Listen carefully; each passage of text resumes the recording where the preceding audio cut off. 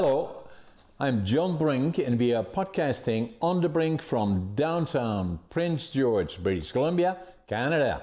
And for all those people watching us from around the world, you say, okay, we know where Canada is, and British Columbia on the west coast, right? Right.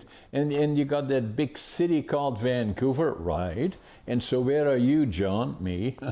Well, we are 500 miles north of Vancouver, or for our European friends, 800 kilometers. And Prince George, smaller community, about 85,000 people, about 120,000 in the region, lots of forest. Within 50 miles, we have 100 lakes. And we have lots of other friends. We got black bears, caribou, grizzly bears, foxes, wolves, you name it, we have it all. We call it paradise.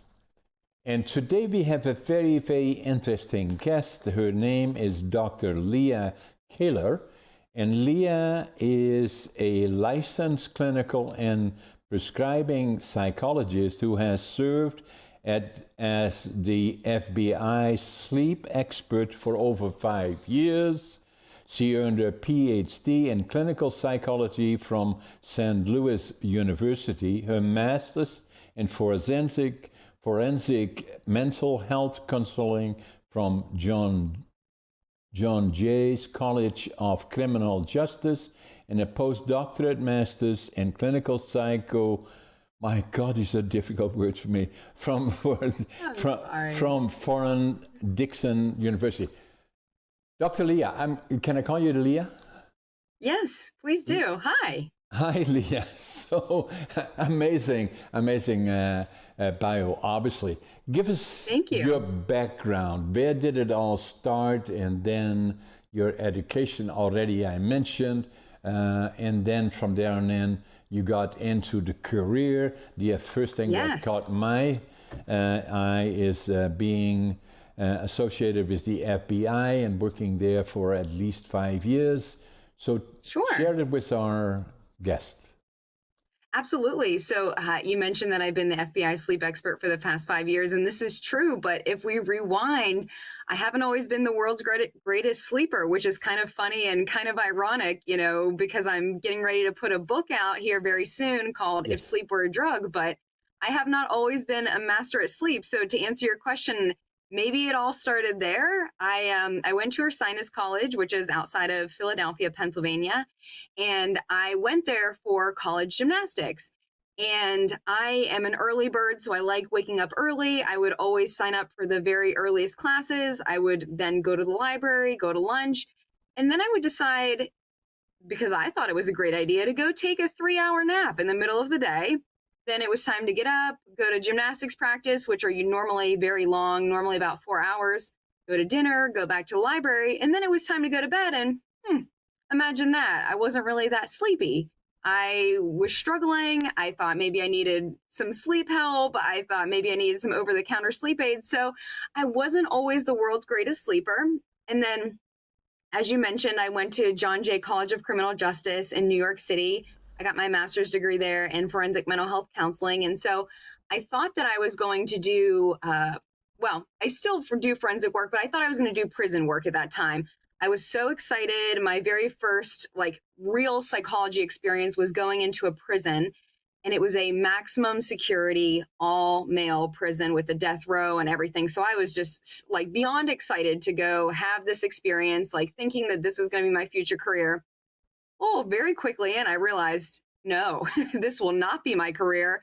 My anxiety was far too high, and I just realized that it was not going to be sustainable for me. So I felt really disappointed, but I thought, okay, I'm really, really into forensics and forensic psychology, and I loved being at John Jay. And so while I was there, I got into doing research, and the research that I really wanted, I feel like this is the story of my life, a lot of things that I really want, but then something else diverts me. So what I really wanted to was work in the serial killer lab, but they were full. They told me no, so I had to go find something else. So I fell into, and again, I'm so grateful for it, was the sex offender research lab. And I had an amazing mentor who's still my mentor today, incredible colleagues, and I just got a chance to really learn a lot about that population of individuals who commit sex crimes. So I was thinking okay, maybe this is going to be my future career. Well, fast forward, I go to St. Louis University for my PhD in clinical psychology, and I kind of flip the script. Instead, I really focus on becoming a trauma psychologist. And while I'm there, we have an in-house clinic and we have lots of people who are coming in for services. So all the trauma cases come to me. So in this case, I'm working with a lot of folks who had been sexually abused, whether it's children or adults, and I'm really honing my skills as a trauma therapist. And then in my final year of my PhD, which is just a year that we kind of call residency year, and it's very, very important. Everyone has to do it in order to graduate. And you have to go do a bunch of rotations to make sure that you are as extremely well-rounded as you can be before they put you out into the world and make you work under your own license. And this is where, I had a couple rotations that I really, really wanted. One was community emergency services, and another one was actually a forensic rotation, which seemed kind of strange because I'm matching at a VA, but they had some community partnerships. But the one that I can't remember whether I actually wanted it or not was the sleep clinic. So I stumble into this, again, story of my life, and it's just a fabulous experience. I am working with veterans, I'm working with active duty, and these are all folks who are having some type of sleep issue, whether just having a hard time sleeping generally, having nightmares, having insomnia, having a hard time wearing their CPAP machine because it can be very anxiety provoking to wear a mask. So I got a chance to just see how incredibly widespread the epidemic is of people who are struggling with sleep.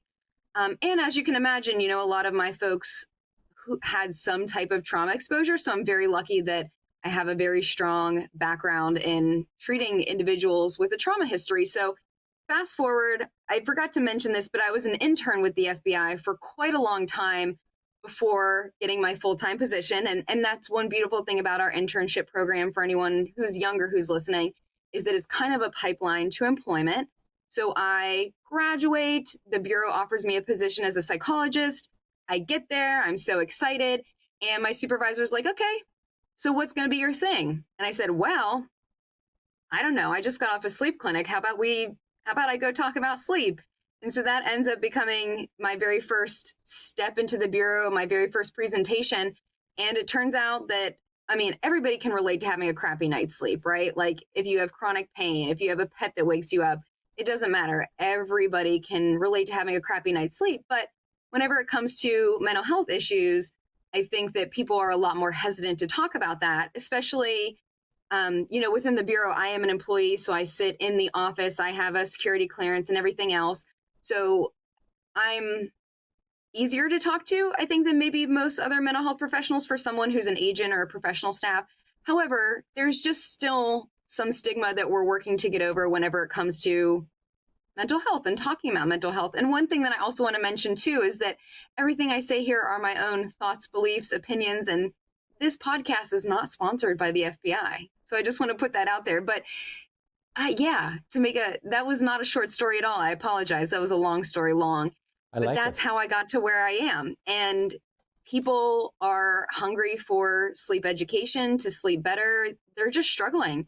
And there's been no shortage of people who want presentations or one-on-one sleep help. And so that is what I've been busy doing. And then last October, I was actually out in the community, which I don't get a chance to do a whole lot. The Bureau likes to keep me in-house. And I went to this big wellness conference, and it was really exciting because within the Bureau, a lot of our conferences are smaller. So you're kind of a captive audience. Like you're going to sit there in the same room all day long and you're just going to listen to whoever they put in front of you. But at this conference in October, it was a breakout session. So people could decide if they wanted to come see me or whatever else was going on at the same time. And the room was absolutely packed. We didn't have enough seats. It was standing room only. And it was just, we ran out of time because there was so much audience interaction. And what spurred everything was a woman came up to me afterwards and she said, oh my gosh, that was wonderful. But you know who really needs it? My best friend. And she's not here. Do you have a website? Do you have a handout? Do you have a book? And she kind of takes me aback and I'm like, there are already books out there on sleep. And literally she planted this seed. I travel back after the conference and I'm like, you know what? I'm going to write a book. And that's what I did. And fast forward, and it's going to be released on October 1st, 2025. And the title, The Sleep Advantage, So, why did... it's a funny story. Okay, share it with us. So, it was originally called The Sleep Advantage. And then just a few weeks ago, I found out that that title is already taken. So, the title is no longer The Sleep Advantage. But I think to answer the question you're going to ask is sleep literally touches everything in your life. There's not a single thing in your life that sleep doesn't touch. And so that's why we were originally going to call it the sleep advantage, was because if you are sleeping right and you're giving your body enough time to rest every single night, you will, without a doubt, reap some insane benefits. But instead, we had to come up with a new title. And that title is If Sleep Were a Drug. If sleep were a drug. If sleep were a drug. I like it because I'm an author, as well, as you may know. Yes, sir. In my 6th book, but the title is so critically important that I thought that you hadn't found one yet. And by the end of this conversation that we will have, maybe we can think of different titles that may work or may not work. But I like what you're doing. The drug, because obviously, how does it catch the eye? And then from there on in, have somebody pick it up. I need to have somebody pick up my book. Once they have it in their hand and they look at the outside, they turn it to the back, and then I'm halfway there. I need just a few more steps, maybe a few pictures or whatever, and then they become a buyer or a reader of some sort or another. Mm-hmm. You know, so they... Exactly. Yeah, I think that this title, so be nice, because I came up with this one on my own. I think that it's intriguing. I think it creates a lot of curiosity. You know, if sleep were a drug, you probably couldn't afford it. If sleep were a drug, it might be illegal. Like, I think it just creates a lot of interesting conversations to have. And like, well, what is she talking about if sleep were a drug? Like, I have to open this book. I have to read it. Exactly. Yeah. I like that, Leah. Now, for me, I'm going to be, in the next month and a half, I'm going to be 85 years young. And I love it. and so, and I'm a good case profile for you to look at. I looked at insomnia. I was going to mention that as well. For sleep issues relating to trauma or other reasons, the word insomnia appears to appear. Tell us about that one before I tell you about the other ones. Yeah. So whenever it comes to insomnia, this word gets tossed around all the time. Right. But I think a lot of folks don't really know what that actually means. Right. And it's interesting because insomnia, you can kind of think about it as like an umbrella term or kind of like a catch-all category, because insomnia actually means a couple of different things. It means that maybe you have a hard time falling asleep. Maybe you have a hard time staying asleep. Maybe you're waking up earlier than you want to, or that you're sleeping, but you're just feeling really unrefreshed. So insomnia looks like a lot of different things, but I think we just toss this term out altogether. So if you came up to me and you said, well, I have insomnia, I would need a lot more details in order to help work with you and tell you what it is that you need, because the term insomnia doesn't tell me enough. So I wanted to mention that the other part, giving you a profile of me, and I already said to you, I'm 85 years young, and then I was born in 1940 in northeastern Holland, within 10-15 minutes from the border, during a very, very difficult time. My mom and my dad fell in love in 1938. They were in paradise. He had a good job in a lumber company, and then they rented this beautiful house fairly quickly. They had a boy and a girl, and then my mom was pregnant with me in early 1940s. Then what happened? The dictator, tyrannist guy was Adolf Hitler, and decided in 1939 he should have Poland as part of Germany.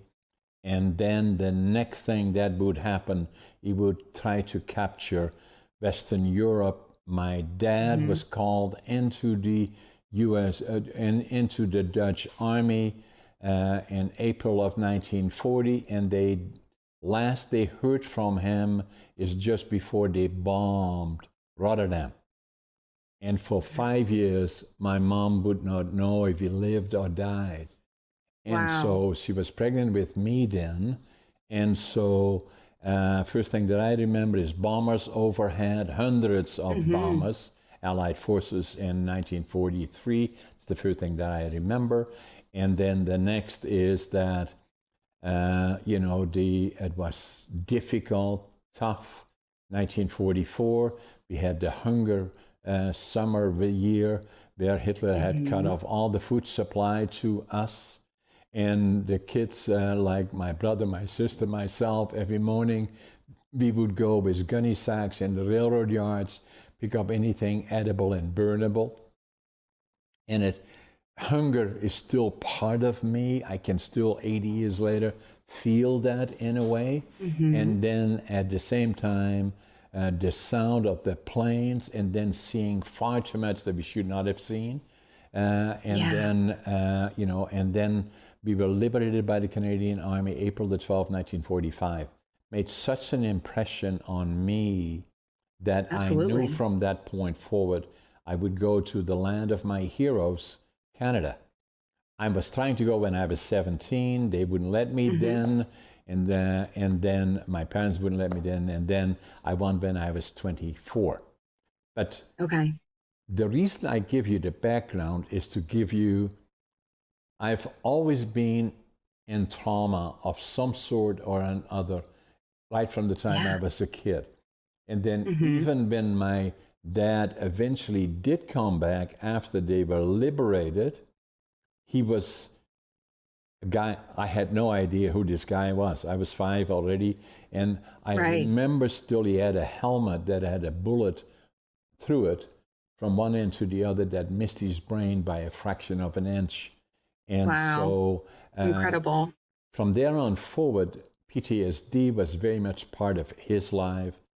Alcohol became he was not a guy walking around drunk, but alcohol dependency became part, not a good communicator. And so that part, a lot of people think that, respectfully, that once you go through war, once the war is over, everything goes back to normal. And that's not so. It may take one generation, may even take more than that. So it was always part of my life. And then the other part with me is that, I failed grade 3 and I failed grade 7 3 times. And everybody said, even the teacher said, well, John will not amount to much, because he's not very smart and all of these other kind of things. Kids can be hard on each other. And so the friends that I had when I was 7 that went on to college, university, and I became a laborer. I'm proud of that today, but then it was kind of looked down at. So I wanted to leave Holland, and I said, who am I? Was always a question in my mind. And obviously PTSD remained part of my life, still is today. And then and a child was a big part of my life because of the fear of losing that one parent.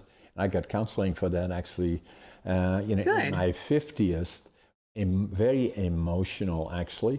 And so, absolutely. And then from there on in, come to Canada, and who am I was a big part, but my dream was to go to Canada. The other one, I wanted to prove to me that I was just as smart as the others, not to prove to them, prove to me. And I wanted to build a lumber mill, but I wanted to start with nothing.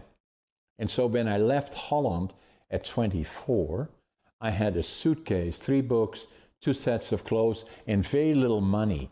And so all I know is I wanted to go to British Columbia because that's where all the timber is. So I flew into Montreal in July of 1965, took the train across Canada from Montreal to Vancouver, 4 days, 5 nights, Mike. God, that is a long way. And so I arrived in Vancouver, went to the immigration office. I could speak English. And fortunately, there was a German fellow there. And I told him I wanted to build a lumber mill. He said, go to Prince George. As I said in the introduction, that's 500 miles north or 800 kilometers for European friends. Came off the bus here. 60 years later, I'm still sitting here. I can still see where the Greyhound station was. And I came off the bus. I had my suitcase, 3 books, 2 sets of clothes. I counted my money at least 3 times. I had $25.47. Okay. And didn't know soul, couldn't speak language, didn't have a job. And so, but I did have attitude. I've always been positive in my own little world. I had passion. Whatever I do, I give it 125%. And work ethic, to me, has been always very, very important. Even today at 85, I get up at 5:30. I always make my bed, and I always think I'm late. And so that's the important part. And then for your, the analysis perspective, because that's how your brain works, as all the things that you've done. So I did become successful, but initially I was a cleanup man, then a lumber pilot, and on and on and on. And I did get my mill, and after 10 years here, I started a company that is now a group of companies. There's about 10 different, it's not about that, but perspective, I have to share that with you. And so that part became important to me. And then the other part is that PTSD always was part of my life, even now still. At every year during the Liberation Week around November the 11th, I go make presentations to 2, 3, 4 different schools, saying, what was that all about? What is the 2 minutes of silence and why? And that part is important. But the other part is also that, but I always believe, in particular now, and that brings me to you in a way in terms of sleep, is that, but made me, I believe, successful is attitude, passion, work ethic, and all of those things. That's the foundation. But the other part is that latter part of life, I became much more proactive in terms of my mental health, physical health, and diet, all of those. My wife, Sharon, she is very health-oriented, very diet-oriented, and so I didn't listen quite as good as I should have until at some point I nearly died, and that was when I was already 67, 68. And then I realized I had to be more proactive in regards to diet and in regards to exercise. And so, and after I did that for about 6 years, somebody came up to me and said, I had a trainer, because that works for me. If I have a trainer, then I have a commitment.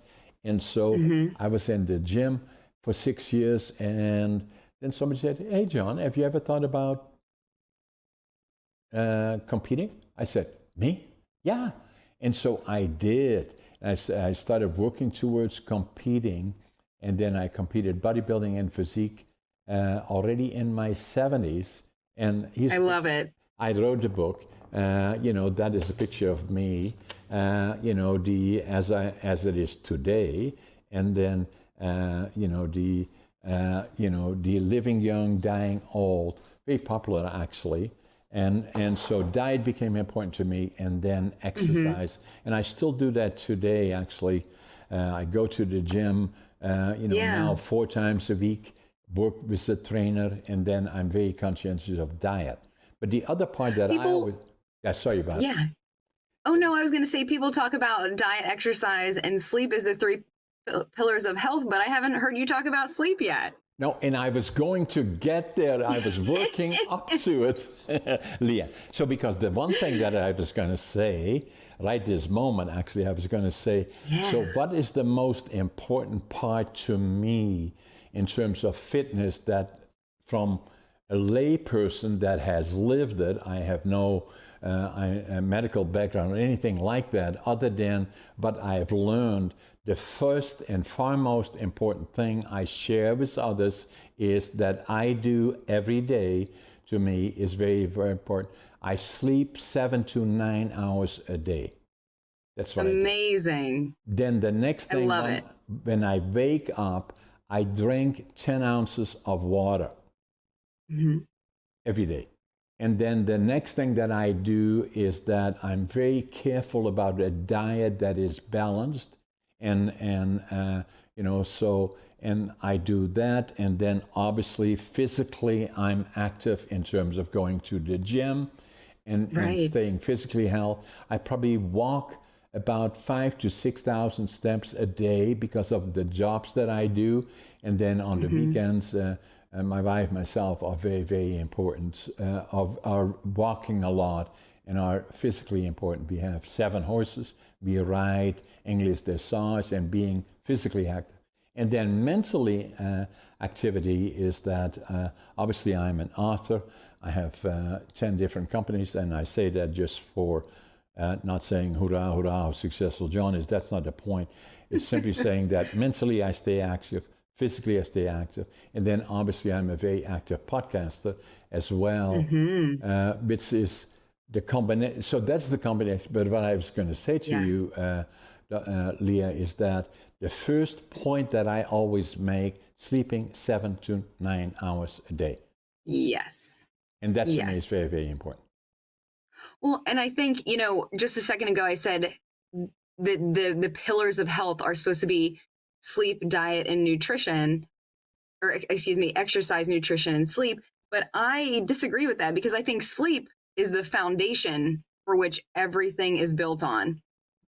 Because sleep, go ahead. I agree 100% because that's what I say, that's what I feel. That's why, and then I'm so excited about having you on my show because I believe in it so much. And then the other part about it is that, and we're going to talk about this obviously because it's your specialty, is saying what is sleep. Now the amazing thing, and that's why I kind of laid out my background, because trauma, mental disorder, challenges in terms of all of those things were challenges in my life. So and obviously PTSD was a part, and all of those kind of things. You would then, not you, but in a general sense, you would say, well, that's a lot of trauma, so you probably don't sleep well. But the amazing part with me is, I go to bed, You do. I lay my head down, I'm gone. I'm history, I'm sleeping. And then the key for me though is that I like to, before I go to bed, I like to watch the news. Usually I work about 12, 13 hours a day or so, even still now. So I usually go to bed at around, I try to go to bed around 9 o'clock, 9:30 at the very latest, but preferably around 9 o'clock. And then what I do is I turn on the television and I watch the television. Sometimes I forget to turn it off. But, but I seem to, so at what point do we have, and that's one of your topics, obviously, that is what is sleep, what is quality of life, sleeping, and what should you do? What are the challenges you would recommend that somebody does when you interview them? Is that this part is not effective for you, or you should try to do it differently? So take my profile and give me comments, or our guest watching us, about what am I doing and why is trauma not, I should be laying awake all night long just thinking about all the horrible things along the way. So you gave me a ton of information to work with. So let me give a couple of pieces of information, because I imagine that you have a wide-ranging audience. So first and foremost, everybody who's listening, from ages 16 to 64, the amount of recommended sleep per night is 7 to 9 hours. Once we get above 65, then what is normally recommended is 7 to 8. Now, if you're sleeping more than that, and it sounds like you are, That's fantastic. The reason why there's a change from ages 65 and up is because as we age, not that we don't need as much sleep, that's a common myth, a common misconception.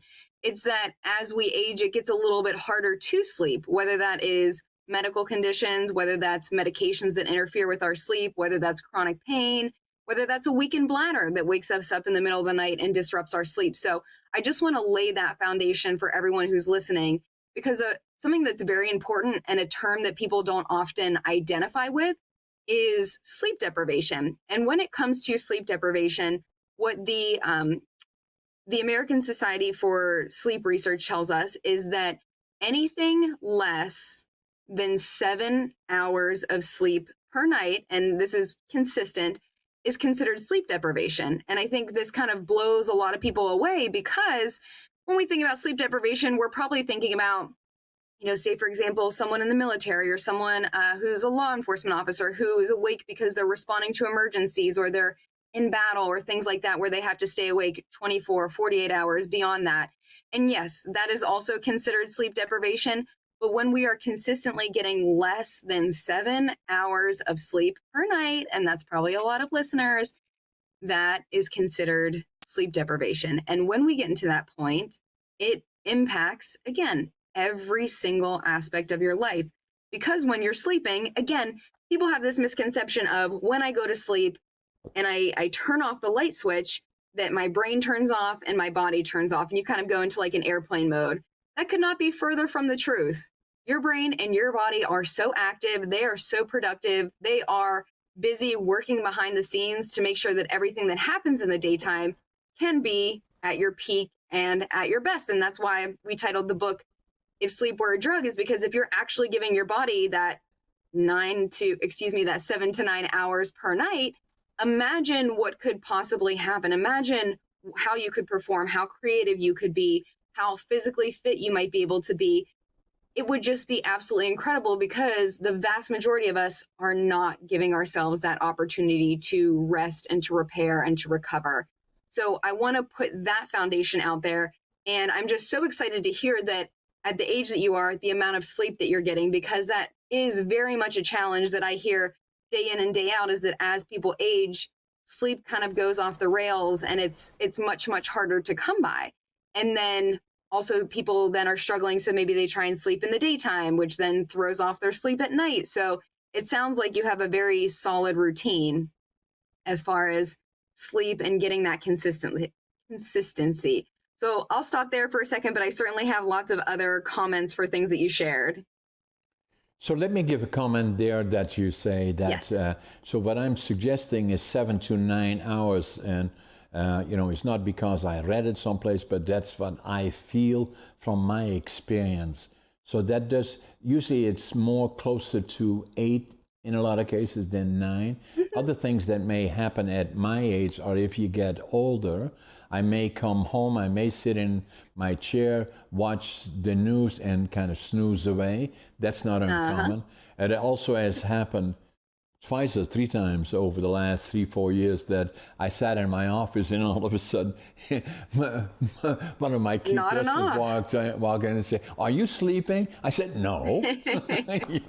So that kind of thing. And then the other part, common practice, I believe, is that I drink a lot of water. So, and I maybe have to go for a pee maybe 2 or 3 times a night, which is not uncommon. In my case, when I do that, I just go back to bed, fall back to sleep. And so it's, and so that I really appreciate the fact. And then the other one that is a question probably that people will have, the difference between sleep. What is sleep? REM sleep, or is it the other kind? And so I kind of feel from my perspective that I feel rested in the morning. So the other part that I do, as soon as I get up, I go do the normal things. I shave, I brush my teeth, obviously, and then I have a bath every morning, and then and I do the same when I come home in the evenings, and then sometimes during midday when I go to the gym as well. So and I like that, and then by the time I do that, like this morning, I got up. I think it was around 5 o'clock or so, and then by 6 o'clock I'm on my way, and I feel great. Yeah. I think something that you have pointed out that's going to be very important for listeners is exercise and just getting those steps in, being active, going to the gym. Exercise is amazing for sleep. It's incredible. And it can help, especially for people who are out there listening who struggle with insomnia or have a hard time falling asleep, staying asleep. Exercise and being active is wonderful. It will help you because one thing that happens is all day long we have something called adenosine. It's a chemical or a naturally occurring product of your body that builds up all day long. And everybody has this. Another word for it is sleep pressure or sleep drive. So when you wake up from a full night's sleep, your sleep pressure will be very low and it'll build and build and build and build all day long until bedtime. And then you should feel sleepy because it's been building up all day. When we exercise, that can even help us with our adenosine levels and help us feel sleepy and help us really get into that deep restorative sleep, which is also then going hand in hand with being able to repair your muscles, repair your tissues, secreting growth hormone, which is just so important for keeping us in good physical condition. And especially you being a bodybuilder and having your physique being so important to you, that goes hand in hand. So when you are, sleep has a lot of cycles or like circles, I'll say, where it goes hand in hand, but it seems like you've really hacked it and figured it out where when you are active during the day, when you're working out, when you're going to the gym, that is just adding to your adenosine and your sleep pressure so that you're going to be able to fall asleep. You're going to get into those deep stages of sleep, and then your body can easily do the repair work that it needs to so that the next day when you go to the gym and you're working on your physique again, that you are in a good place to be performing at your peak. So a lot of people are doing things in the opposite where they have a really negative circle where they're doing something that impacts their sleep and they're getting poor sleep and then things are going worse in the daytime. But it seems like you've really figured that one out, which is fantastic, and something that I would definitely recommend to listeners is if you're struggling with sleep, exercise is an awesome thing to add to your routine. One important caveat for that is when you exercise, the timing is very important. So I know that everyone who's listening has a lot of different demands and priorities. And, I'm sure everybody can relate to this saying, I don't have enough hours in the day. I probably say that several times a day. But whenever it comes to that, if we can exercise earlier in the daytime, ideally in the morning, bonus points if you can do it outside in the natural sunlight, because that's really going to help sync up your circadian rhythm with the sun. If not, into the afternoon will also be fine. But when we're getting closer and closer to bedtime, and this is the story for a lot of my veterans, my active duty military, my first responders, is that the day kind of slips by and it's hard to fit in an exercise, except at the very, very end of the day. And maybe that gets into probably time where you and I also go to bed at 9. So we're probably already in bed. And I have some clients who are just starting their exercise then. And it's important to know that when you do that, and, just as we think about exercise, what happens is your blood pressure goes up, your heart rate goes up, your internal core body temperature goes up, all these things that are great for exercise and what you need to really be performing. But when you're in that state and your body's releasing good cortisol and good adrenaline, that is not a state that's conducive to sleep. That actually makes it that much harder for you to wind down and to become in this relaxed state that will help you drift off. So I think that, you're definitely hitting the nail on the head whenever it comes to exercising, but I want to make sure that your listeners know the timing of when you exercise is very important. So that being said, Leah, is that what I do is that the other part, very, very important, is that I started late because in 2008, that when I was 68 years old, I had a case of diverticulitis. And for those that don't know what that is, I'm not a doc, obviously, but I always say when it hurts on your right side, it could be appendix, and on the left side is your, could be your colon. And diverticulitis is usually affects that area. In my case, I got a case of diverticulitis, immense pain, and I somehow made it to the doc. I have too much. I have a high threshold for pain that's not necessarily good. So by the time I got to the doc and to the hospital, I was when you have a rupture, all the toxins spread through your body, and it could potentially kill you if that if you don't get assistance. So they took out 20 centimeters of my colon. Ooh, And then that's a after lot. that, I knew the following year in 2009. So by then I was already 69 years old, so I then started to go in earnest to the gym. I got a trainer because it has to be an appointment for me, then I have a commitment. And so I did that. And then timing, as you related, just share with our guest. So John, when do you go? I go at 11 because in the mornings when I wake up at 5:30, I'm always in a hurry to get to my office, check emails and do that kind of a routine. 11 works for me. So I have a trainer that doing heavy body workouts, strength building in particular, between 11 and 12, and I really work hard. So I'm not suggesting to people that they should do what I do, become a bodybuilder or an Olympian. That's not the point. The point that I wanted to make is I do cardio as part of my day-to-day. I'm a go-go individual, so I believe I check myself a lot of times is that I work, I probably walk between 5,000 and 6,000 steps a day in that area, probably 6-7 times.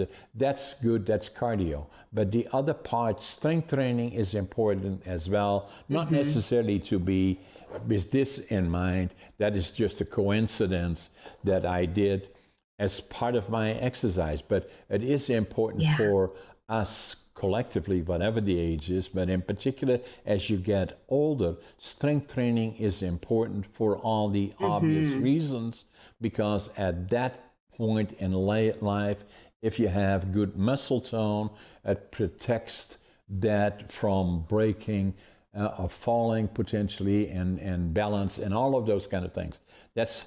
So that's what I do even now after our show. This show is over, then I'm on my way to the gym for the 11 o'clock. And so the combination, what I say is be active, do cardio, but also do strength training. Not necessarily the way I do, you can do it at home, but in some form to maintain strength as a combination. Yeah, I'm glad that you mentioned that, because I think whenever it comes to exercise, at the end of the day, I think we're getting more and more sedentary as a society. So however you can fit those steps in, instead of taking the elevator, take the stairs, different things like that. So whatever the exercises that you can make happen, then that is wonderful. It doesn't have to be so incredibly high intensity. It can be just getting a lot of steps throughout your day, like what you're talking about. So I think it's just important that people realize, like, any movement is better than staying stagnant and staying stationary. So I'm glad you brought that up. You're holding your book. Did you want to say something? Yeah, but I was going to say, Leah, you're very observant. And so that this is me. I'm the oldest competitive bodybuilder in North America, but that was not the intent. Simply it just happened because I have passion and I give it 120%. But the point that I want to make here is, living young, dying old. Age, too often I hear from people that interact in some form of fashion in saying, I don't want to go to the gym, I'm too old for that, or I'm too old for this, and I said, no, you're not, because you don't have to go my direction. But the most important part, I believe, is that as you get in, technically speaking, the last decade of your life, whatever that may be, I want to be 120. So, but I love it. Is that that becomes the critical part where medical issues become using all kinds of medicine, hands full in some cases, that are and I say the respectful, I'm not an expert, but I kind of think I don't want any of the toxins because it may fix one thing, but it does damage in others. So I like to stay physically, mentally healthy as long as I can possibly do that. And that means exercise. And that's why I say, first one in my life, exercise or sleep. Second one is water. Drink water first thing in the morning, then diet. And I'm very conscientious about diet, and then physical exercise, both cardio and strength training, and then mentally stay fit. And by challenging myself, writing books as one, and then the other one being a presenter, and then the other one have a conversation with, can you imagine this, Leah? Debbie is sitting here having a conversation. I've never met you before. No.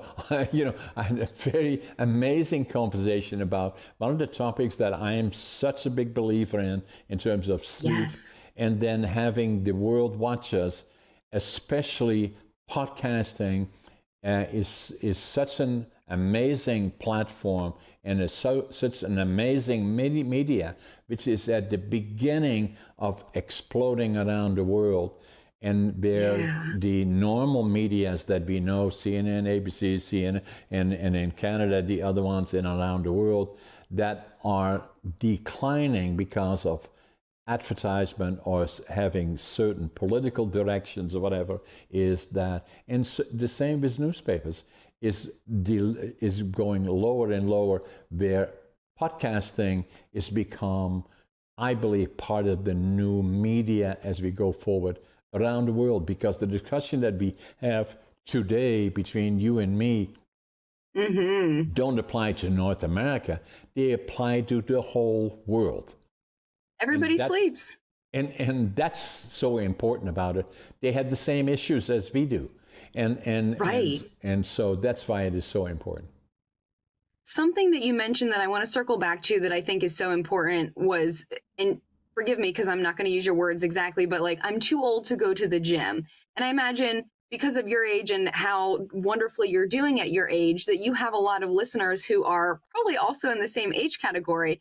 And something that I want to mention that maybe will inspire people is that a lot of folks don't realize that sleep and pain are very closely tied together. And like I said earlier about vicious cycles, this can be a vicious cycle. So when you are getting poor sleep, your pain feels worse.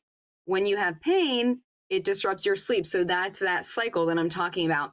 And whenever we're not sleeping, then that's when we're going to get that chronic inflammation. That's when your body is going to struggle to repair all that, like wear and tear, that damage, those tissues, those cells that need to be repaired.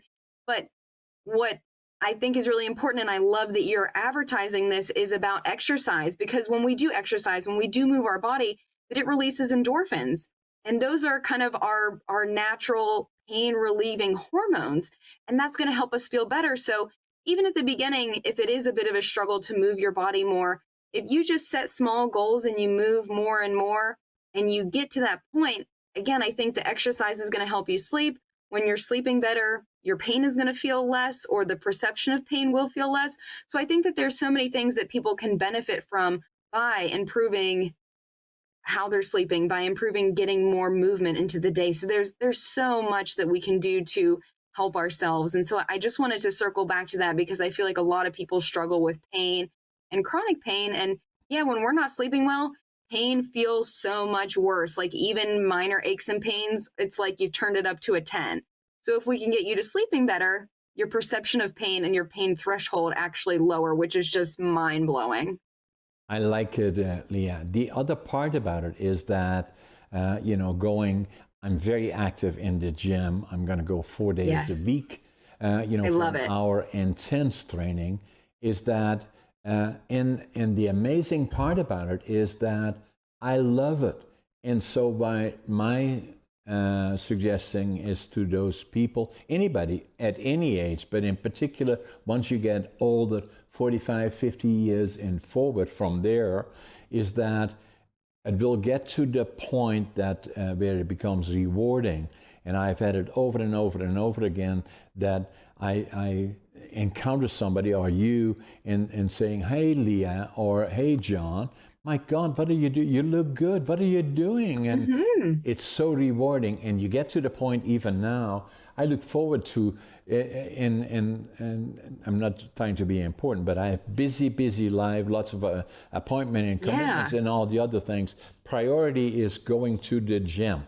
It will take, I have to do that before anything else. And everybody knows that around my company. I've been doing that now since 2009, which is nearly 15, 16 years. And so that's what I do. And I enjoy it. The same with walking and, 5,000, 6,000 steps a day or close to 30,000 a week. And I enjoy it. And my wife likes it. And it's all part of life. But the most rewarding thing of all it is, and you emphasized that already too, is saying that it is fitness and health. And that helps all the other things. And probably in my life is very, very active. And I don't take, I'm not suggesting that other people shouldn't, that I've never been to the point that I can remember where I say I have to take a pill to get to sleep. For me is I lay down, I put my head on the pillow and I'm gone. Now, I'm not necessarily against taking stimulants of some sort, preferably natural, to get to sleep. Tell us about that. What is your view? You're asking a really interesting question because one thing that I didn't mention is, I guess you could call me a collector because after I got my PhD, I went back to school to be able to prescribe. So I'm a prescribing psychologist, which means I have a postdoctoral master's degree in clinical psychopharmacology. So if I wanted to, I can write scripts for sleeping pills. Do I do that? No, I don't. And I feel very, very strongly. If you come to see any of my talks, I have this slide where I call it like the pyramid of interventions. And I feel very strongly that people can make incredible changes to their sleep. And the very bottom of the pyramid, which is the biggest part, is behavioral change. And that's things that we're talking about now, like getting more exercise and movement into your day, getting bright light in the morning. Maybe that looks like having a wind down routine at night and doing things that are calming. So behavioral changes. Then the next part of the pyramid, as we move up, that's going to be modifications to your environment. So making sure that your bedroom is dark, cool, and quiet. I used to live in a place like my apartment was right above the trash for the complex, and I would hear the waste management folks coming at an ungodly hour, and it would wake me up, and then it's hard to fall back asleep. And so what are some modifications? Okay, well, maybe I can put on a white noise machine. Maybe I can get some earplugs. So making some environmental modifications. Now, this is what the majority of my book is about, or what are easy, free behavioral and environmental modifications that you can make in your life. So I give tons of strategies and tips. I recommend that people do that for a couple of weeks, because one thing is, good sleep does not happen overnight. No pun intended. You could listen to our podcast here today, do everything that we recommended, and still get a crappy night's sleep.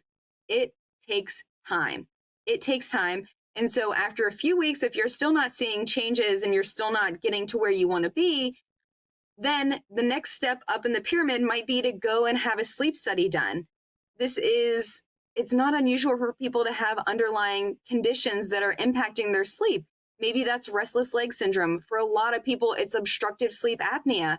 And with obstructive sleep apnea, just to kind of give listeners a little background if they're not familiar with this, a huge red flag is sleeping all night and not feeling refreshed. And this is a huge, huge complaint that I hear from people. Another red flag is snoring. And you probably don't know if you're snoring or not unless someone tells you, like a bed partner or a roommate. If you're that loud in a hotel, maybe they're banging on the door. So things like that. So I think that it's so vital. And I actually just had a client yesterday who was talking about having all these breathing problems, but was asking me for Ambien. And I said, no, sir, I will not be prescribing you Ambien today. I said, you're going to go have a sleep study and then we'll talk after that. And so I think it's so important. And then as we move up the pyramid, then we get to over-the-counter medications. So That's where you're going to see your magnesium, your melatonin, your things like that. And then at the very, very top of the pyramid, because for some people it is appropriate, but the teeny tiniest little triangle at the top of the pyramid is prescription medications for sleep. And that will be appropriate for a select group of people. So that's why I have this pyramid, and that's why I talk about it that way. And I talk about it like that in the book too, is that there's so many things that we do to get in our own way, whether it is not being able to fall asleep, not being able to stay asleep. There's so many things that we can do if we are willing to make the change. And what's unfortunate, and something that I see, I mean, again, even yesterday, this individual that I was speaking with, who is a client, was like, well, I just want a quick fix. And that's what everybody wants. Everybody wants this magic bullet. And so that's kind of also why we named it If Sleep Were a Drug, because there's no prescription required. You can do it without a prescription, but you have to be willing to make the lifestyle and the environmental changes. And I hope that people who are listening are willing to do that and are kind of curious about what those things are, because you don't know what you're capable of until you're getting good rest. And oh my God, can it be life-changing? Holy cow. Leah, amazing podcast. So when is your book coming out, If Sleep Were a Drug? If Sleep Were a Drug drops on October 1st, 2025. And I think you should have me back, because we didn't touch on nearly what we can. We didn't touch trauma at all, which that goes hand in hand with sleep. You can read my mind, because that's exactly what I was going to say. So I'll make sure that Scott and you stay in touch, and that you get back when you get your book. Now, the other part about it is that for all the people watching us on a topic so critically important, and what is amazing about Dr. Leah Kaylor is that, and that's why I was so excited to have her on my podcast, is because I say it day after day after day. The first and most important parts for my life are, from my perspective as a layperson, in a way, at 85 years young, is that sleep 7 to 9 hours, drink lots of water, be careful about diet, very, very careful about that. The other one is get exercise. Your body must get exercise, both cardio and physical exercise, and then keep your brain active and all those other kinds of things. So if you like what we are doing, subscribe to our podcast, like it if you like it, share it with others, and comment on it. And Dr. Leah Kaylor, an amazing podcast. We will be watching for your book. You will come back again. If Sleep Were a Drug, remember the book. Very, very informative. And it's one, and I agree with you 100%, from 85 years of living, is the most important part in my life is sleep. And so all the other things will follow. Too. Yes. Dr. Leah Such Kaylor, a pleasure. Thank you for having me. Privilege and a pleasure. We'll stay in touch. Take care. Thank you.